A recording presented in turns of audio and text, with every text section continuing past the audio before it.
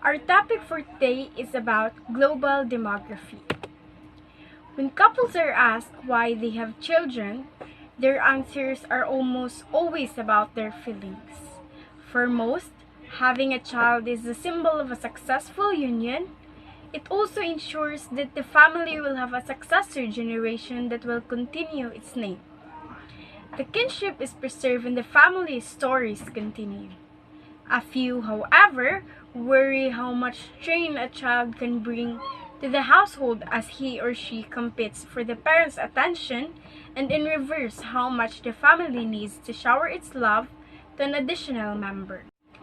So, it states that some family kay kanang ganahan sila nga naay kanang dagang anak kay para if like for example farmer ganahan sila nga naay daghan nga anak kay para if ever nga wala na sila or kanang matiguang na sila, at least naay mo kanang padayon sa ilang business, sa ilang family business. For some nga kanang nagkaanak unya wala na kuan silang family planning, so syempre maguna-una sila nga makuan nilang attention kay nagwork sila unya ang kinahanglan sila mohatag og attention sa bata, ang care, ang love. So ang uban feel nila nga kanang makuan nila, ma-question nila if burden ra ba na. So rural communities often welcome an extra hand to help in crop cultivation, particularly during planting and harvesting seasons.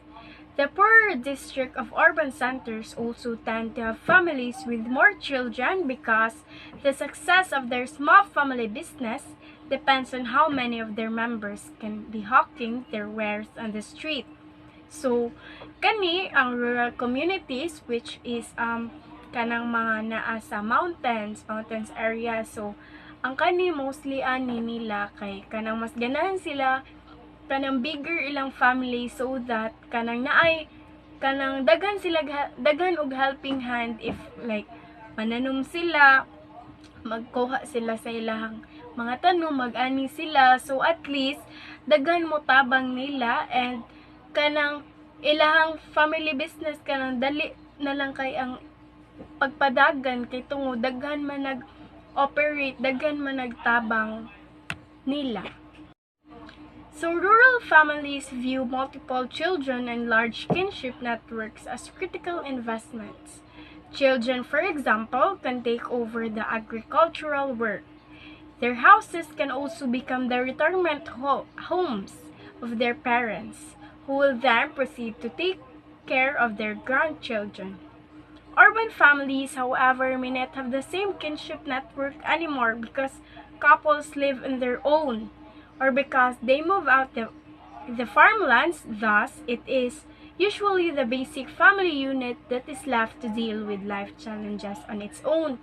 So, rural families, sa kung giingon kaganina nga mas ganahan sila og big family, daghan nga kanang tao or kuan kay para sa ilang business, and then ang kanang syempre magkaanak man jud na magkakuan og grandchildren. So ang kanilang mga ilang balay kay maura sa gihapon ilang puyan kung asa sila nagpuyo gikan pagkabata hantod magkaanak na lang sila or naa na lang sila apo naara gyapon sila dira unya kanang sila mo bantay sa ilahang mga grandchildren, whereas sa urban families nga kanang mulahi gyud mo bukod gyud sila sa ilang family ug magtukod pud sila og ilang own kay mas mo prefer man sila like karon nga generation nga kanang praktikalay na nga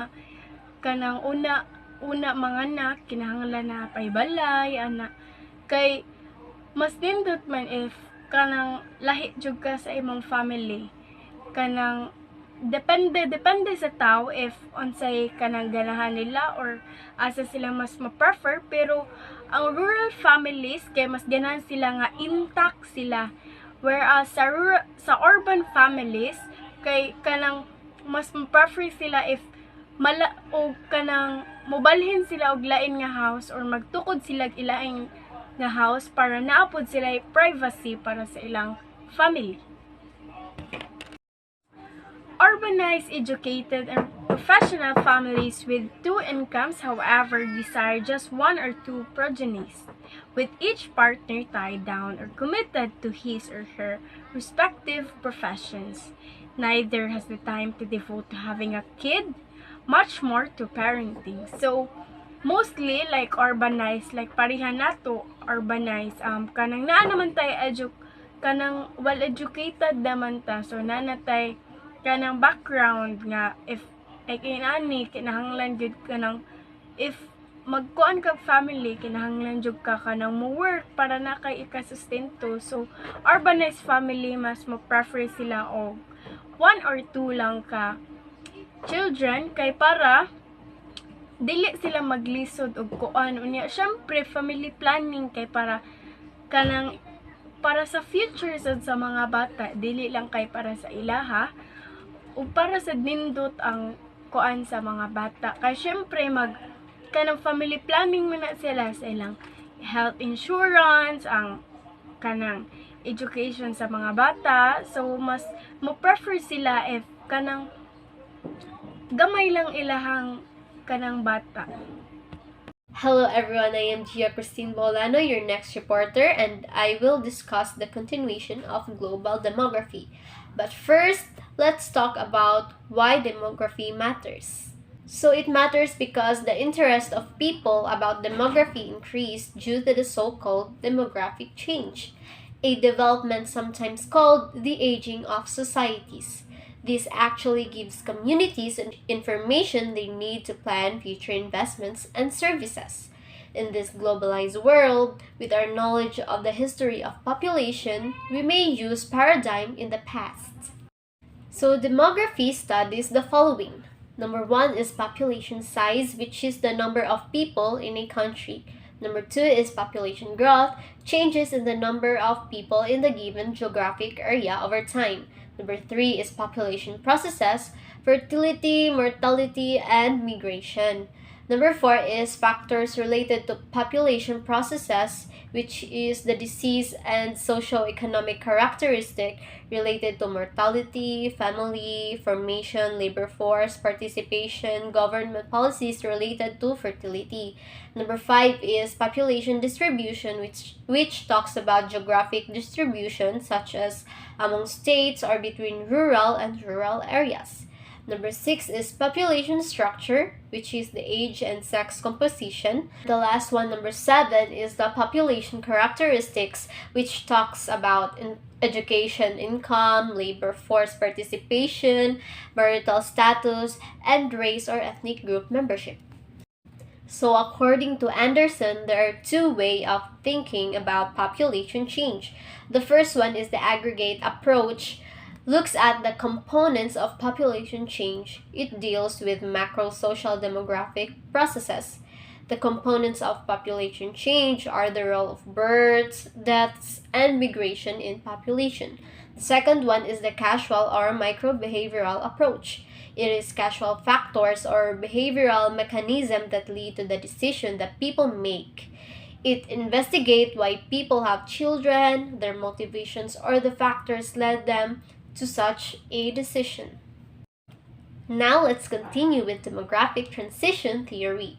Frank Notstein developed the demographic transition theory, discusses the history of demographic changes globally. So these are the stages of demographic transition model. Stage 1 is a pre-industrial society in which the death and birth rate in this stage are very high and imbalanced. Stage 2 is the early transition. The death rate are reduced because of modern medicine. Stage 3 is the late transition. The birth rate starts to fall with advances in medicine and contraception methods and increases awareness through health education while birth because of contraceptives. Stage 4 is the post-transition in which the birth and death rates are both low.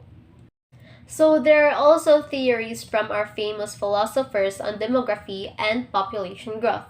So the first one is from Confucius. The population was too small. To Confucius, a large population is helpful for a productive society. Number 2 is Plato. The population should not grow or shrink rapidly, as rapid population could lead to social disruption.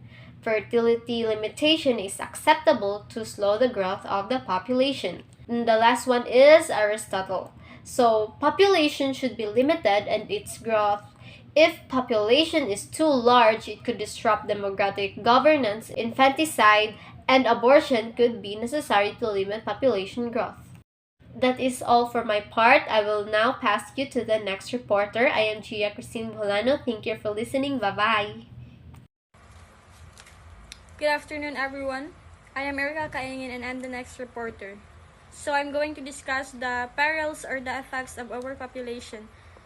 More people means an increased demand for food, water, housing, energy, healthcare, transportation, and more.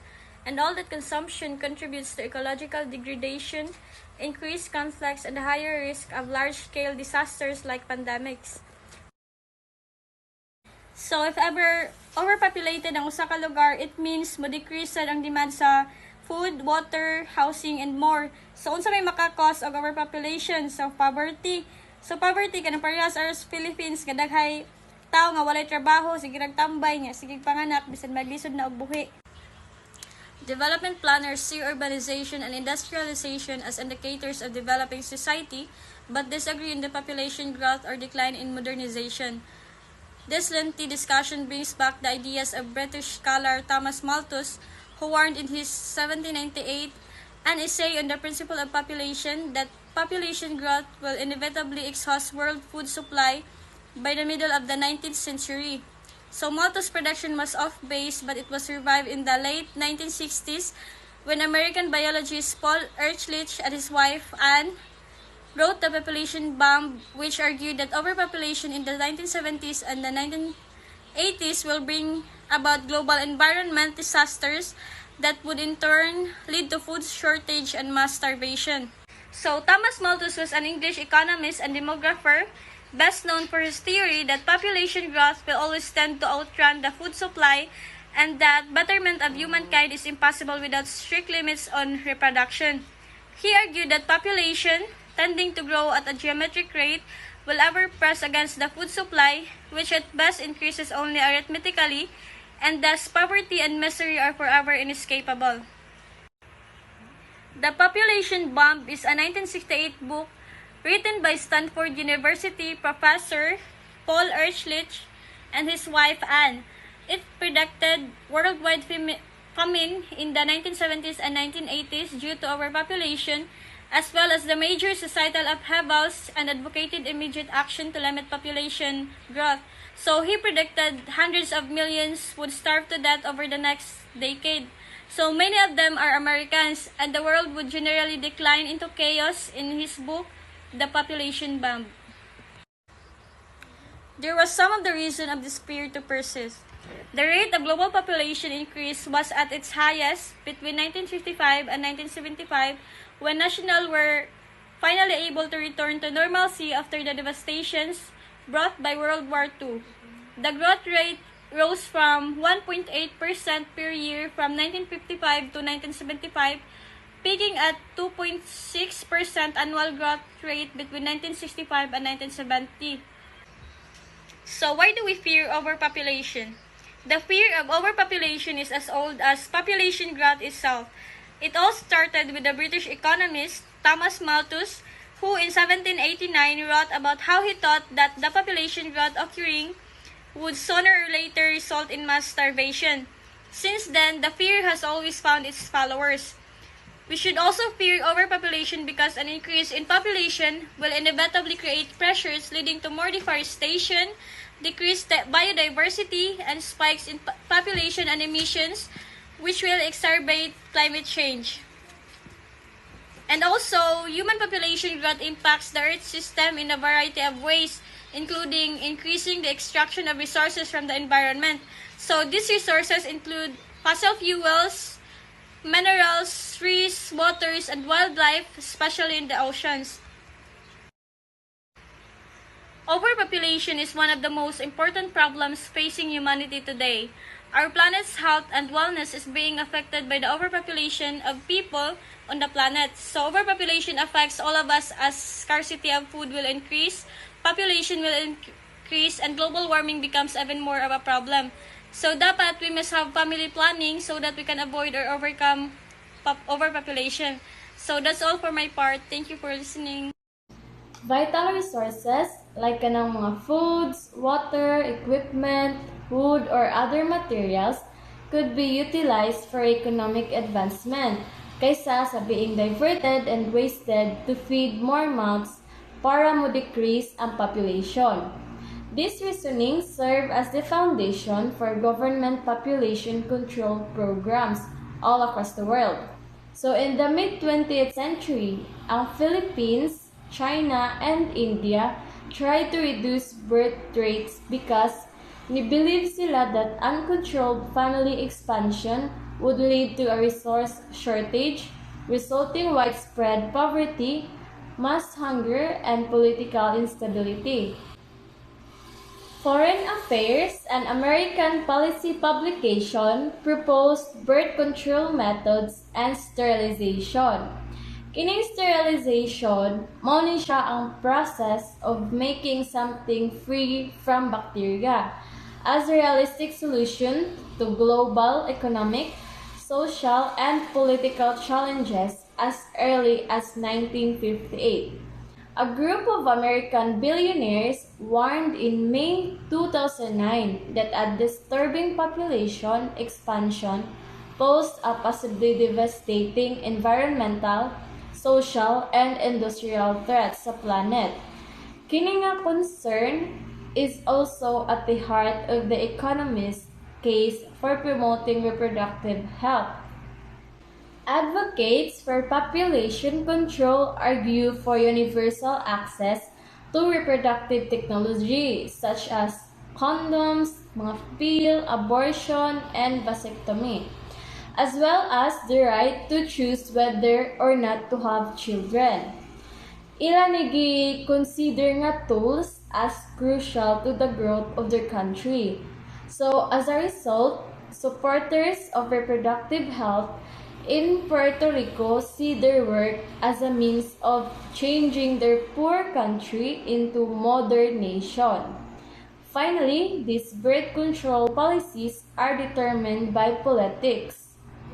Developed countries justify their support for population control in developing countries by portraying as conservative society. For instance, ang population professionals ilagi blamed ang Egyptians sa ilang irresponsible childbearing for the country's high population growth and Iranian peasants' natural sexual desire tendency for the same growth.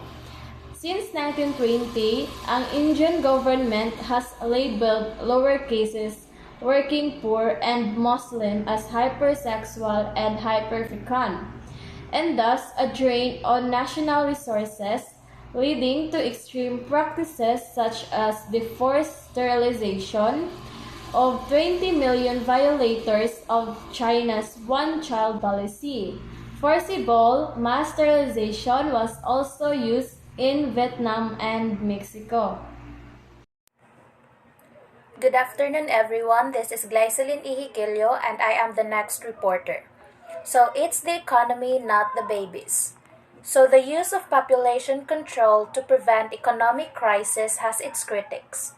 For example, Betsy Hartman disagrees with the advocates of neo-Malthusian theory. So what is neo-Malthusian theory or neo-Malthusianism? So neo-Malthusian theory or neo-Malthusianism.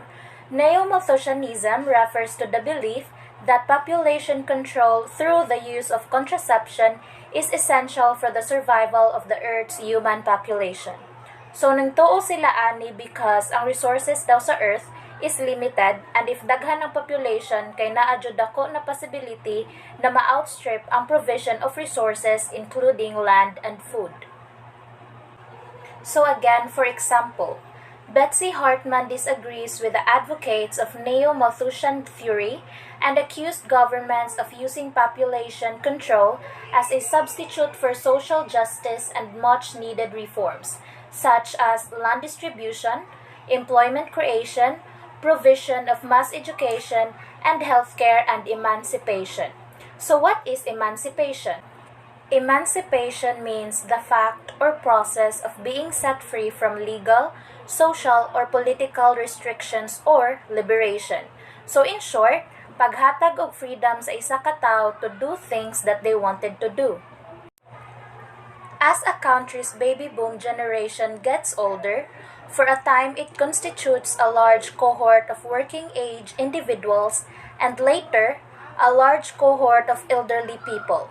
In all circumstances, these are reasons to think that this very dynamic age structure will have economic consequences. A historically high proportion of working age individuals in a population means that potentially there are more workers per dependent than previously. Production can therefore increase relative to consumption and GDP capita can receive a boost. To summarize this topic, it tackles about how population affects the economy. Since ang mortality rate sa baby nga naborn kay nagkaus-us, mauna nagka-innovate ang world to adapt to the drastic changing population.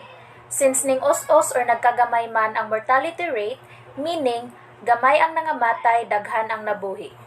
Di dapat i-blame ang babies kundi ang economy itself. Kay kung hunahunaon, if nay daghan babies, meaning daghan og adults nga nagtubo.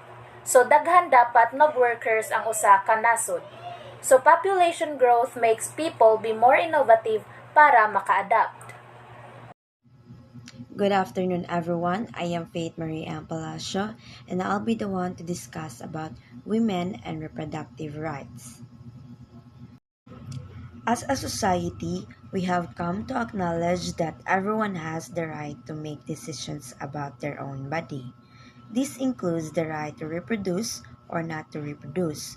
Reproductive rights are the rights of individuals to decide whether or not they want to have children, and if so, how many.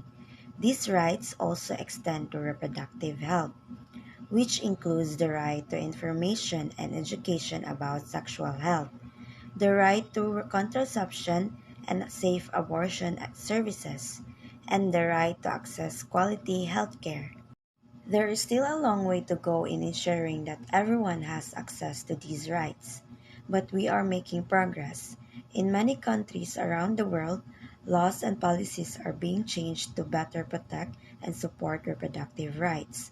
It is important that we continue to fight for these rights so that everyone can make choices about their bodies and their lives free from discrimination, violence, and coercion. Women around the world have long been denied basic reproductive rights. In many countries, women are not able to make decisions about their own bodies and are forced to bear children against their will. This is often due to cultural and religious norms that place a high value on motherhood and childbearing, as well as the lack of access to contraceptions and safe abortion services. This denial of reproductive rights has a profound impact on women's lives. It can lead to poor health outcomes, including maternal mortality, as well as economic and social marginalization. Reproductive rights are a fundamental human right, and ensuring that women have access to these rights is essential to achieving gender equality. There is still much to be done to ensure that all women have access to reproductive rights. In particular, there needs to be greater investment in sexual and reproductive health services, including family planning and contraception. There also needs to be more comprehensive sex education that covers topics such as consent, pleasure, and safer sex practices. And finally, laws and policies need to be reformed to ensure that women have the right to make decisions about their own bodies. Only by ensuring that all women have access to reproductive rights can we create a more just and equal world.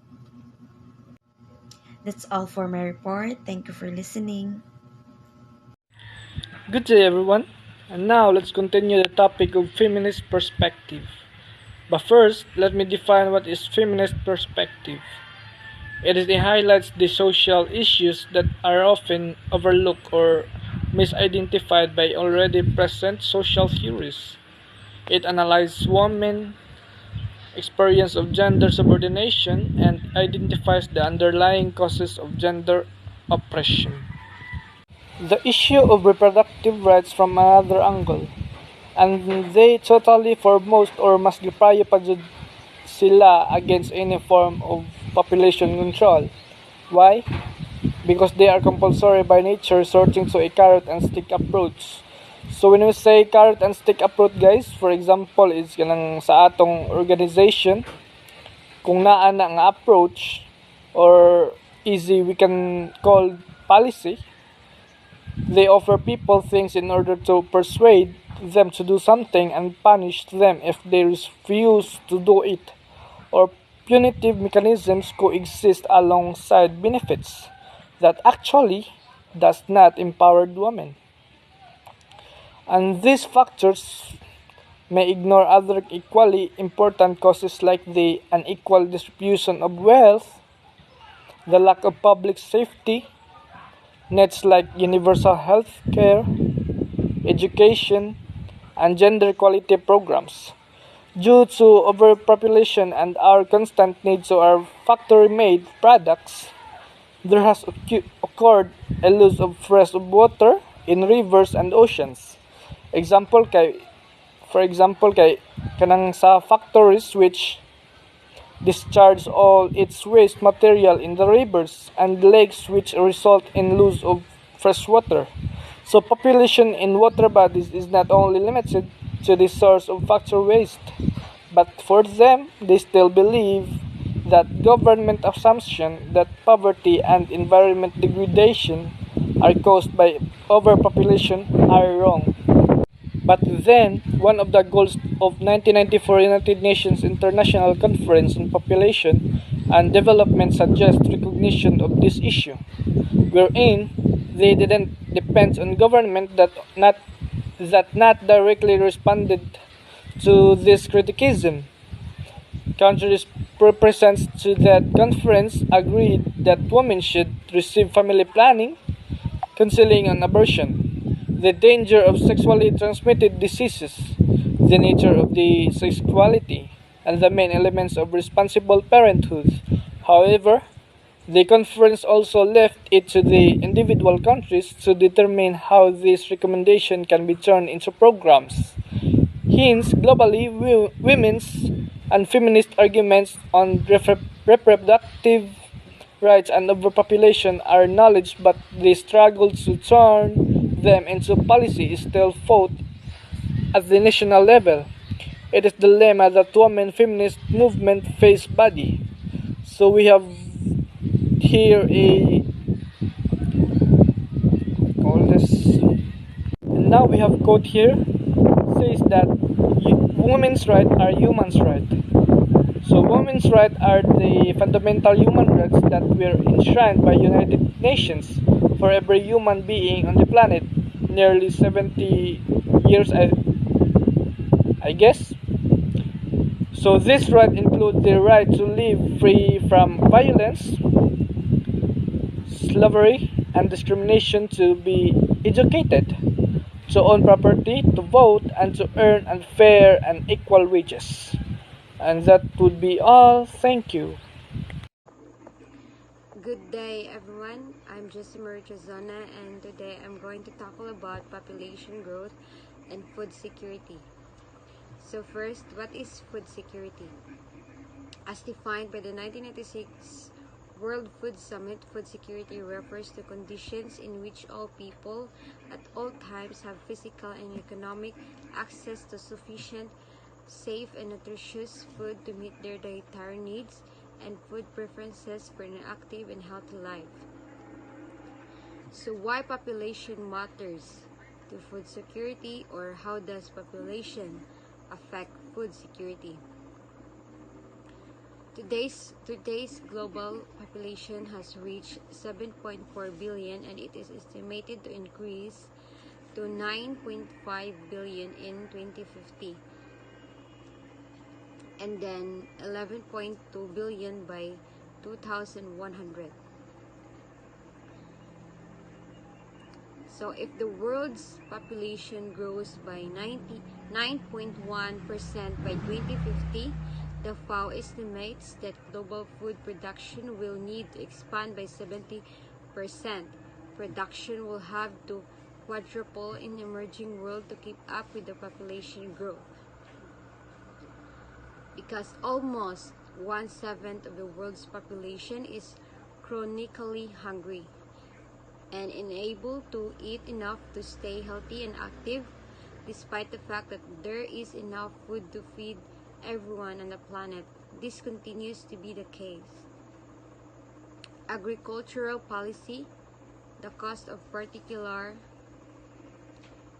food commodities such as meat and grain, and economic development all have a significant impact on food security, but population dynamics have a role as well. And because of the rapid rise of world's population, which is most due to high birth rates in emerging countries, primarily in Africa but also in Asia and South America, feeding the population is one of the most pressing concerns in the modern world. There are significant disparities in the world's dietary levels, inhabitants as a result of unequal food distribution. The main areas of food demand are not the same as the major areas of food production. Insufficient food distribution and ineffective political and institutional remedies. So, to address the issue of food security, particularly in the light of the world's growing population, future food production will need to increase by more than 100% in the next 50 years.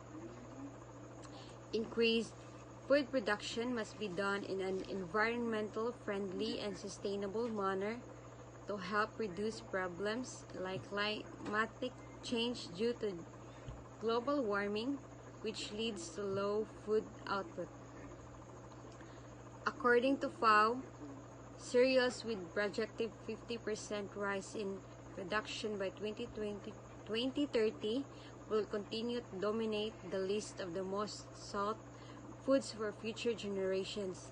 However, in the poor countries, particularly in sub-Saharan Africa, where no green revolution has ever occurred, cereal supply will remain low or below demand, resulting in 150 million tons. So in my perspective, expanding the amount of land under cultivation is a reasonable solution, but it is impractical owing to population growth. Thus, feeding the world's growing population necessitates increasing cultivation frequency and or improving production per land. So if someone says that global population increases is a threat to food security now and in the future, well, tell them this: we must reject population control and advocate for systematic changes in how we produce, distribute, and consume food, and both are necessary. Thank you. To sum up everything, population lies at the heart of sustainable development, including efforts to create sustainable and equitable food systems. Population trends, including population growth, urbanization, changing age distribution, changes in health and morality, rural-urban migration, and international migration, are closely linked to many aspects of food systems. And that would be all. Thank you. And for the conclusion, demography is a complex discipline that requires the integration of various social scientific data As what we see, ang mga changes sa demographic and policies na ay effect sa environment, politics, resources, o uban pa. Yet, at its core, demography ang reason for the growth and decline sa mga species. It may be large numbers and massive effects, but it is ultimately about people. Thus, no interdisciplinary account of globalization is complete without an accounting of people. The next lesson will continue on this theme of examining people and will focus particularly on their global movement.